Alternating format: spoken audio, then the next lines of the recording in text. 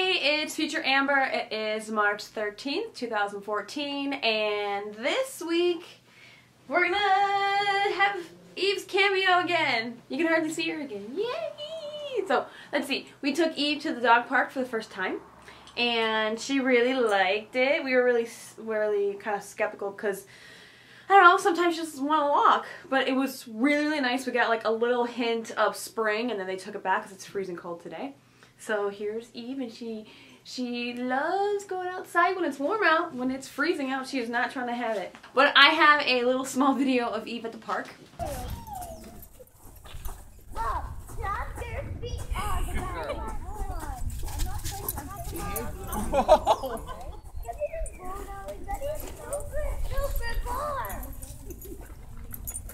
She's like, I don't want to fight on this thing right now.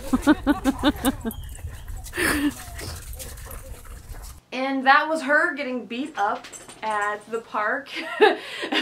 There were some really aggressive little dogs there, and it was like, I don't know, like, Eve's like really nice compared to some other dogs. But this other dog was like kept jumping over her and kept like hitting her and stuff. It was really funny. I feel like the last couple weeks I've been kind of slacking on like my workouts and like photo stuff I have to edit, and then I have to print some things and whatever, and I haven't really been active. I just kind of been going to work, hanging out with my boyfriend and the dog, and that's pretty much it. So yesterday, I finished my artist statement, so I have to do my artist bio, which are just a pain in the ass to write, if anyone knows about writing those. But I really have to think about my end goal and everything about Amber Sherman photography. I don't know.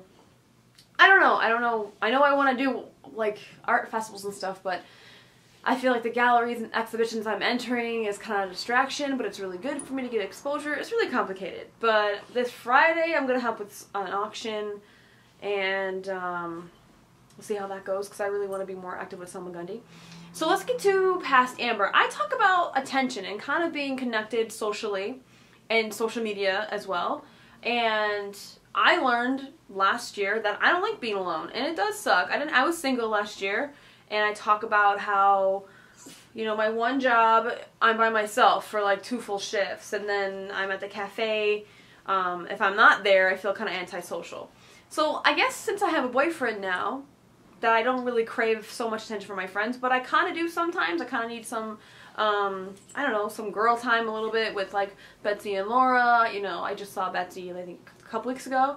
I saw Laura like, I think maybe a month ago. So, but that's enough. I don't need to hang with my friends like all the time like some people do, but that's definitely enough for me, just because I feel like I'm busy and I got a lot of things going on, and I got, you know, I just got a new dog, so I just, you know, we gotta like help, you know, train her together, add some structure to the home and all that stuff.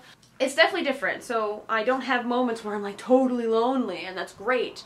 As far as social media, I feel like social media is just kind of a bipolar type thing, because social media is great to stay informed, and I love it because I like to stay informed on a lot of different fronts. I was just thinking earlier today that Facebook is really turned into ads and sob stories.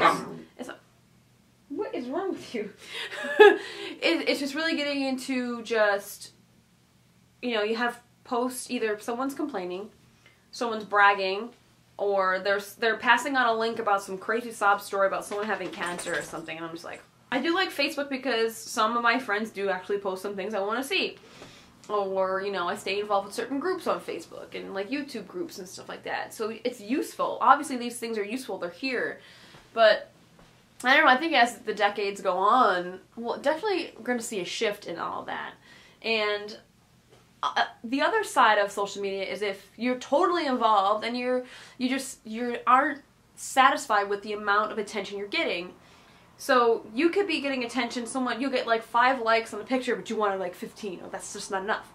I think it's just beginning this, it started this whole it's not enough type of attitude. Like, it's not enough that someone gives you a compliment, you need 5 or 6 compliments. You know, I think that some people will really get what I'm saying as far as that's concerned.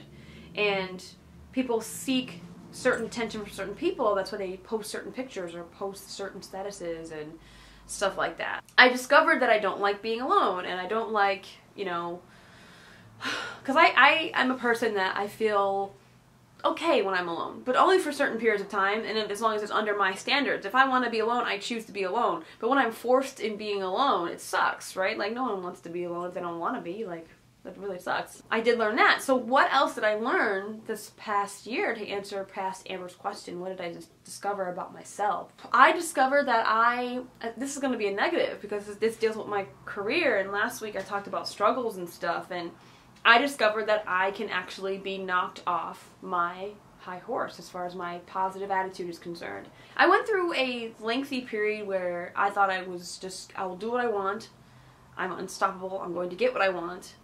And then when I went for the ultimate thing that I wanted career-wise and I got rejected, I didn't get accepted into the DGA program, it totally just crushed me. And that normally doesn't happen to me. Normally I just press on and that's what happens. You know, I just keep going and it doesn't bother me. But I really learned that you know, I'm not perfect and I can't get everything I want. I learned to be a little bit less ambitious. And that's not good. That's not good. I don't think that's good. But I'm kind of gaining all of those things back now, and I've gained a lot of it back. Because I take risks every time I enter a new photography show. I take risks when I enter a new art show. Or, you know, I show someone a new thing I edited. Or I make a vlog that's putting myself out there all the time. I learned that I am less likely to put myself out there during this past year, and I don't like that. So now I have to kind of get back to, you know, putting myself out there a little bit more and taking those risks and not worry about being rejected. Obviously life is better, I said that last week. And another thing I discovered about myself is that I'm not afraid to take emotional risks. And that's the funny thing, is like I was willing to take emotional risks, but I was not willing to take a career risk, and I totally did like a 180 because I don't normally take emotional risks and leave myself open. And you know, my one friend at work said, "You discovered love," and I was like, "No, that's not about me. That's not like within me." But it kind of is, because I let myself love again after what I went through with the last boyfriend, my ex, and I was just like, "Oh God, I don't want to do this again." Like I focused on myself, and then I don't know, it's the relationship I have now is just different, and I like that. There's a certain equality, there's a certain, I can't really describe it. I think that's it for future Amber, and let's say bye to Eve. Let's say bye to Eve. Eve, say bye. Say bye. She's so cute. She's not hyper on camera. She's so cute. So that is it for future Amber, and I will see everyone next week.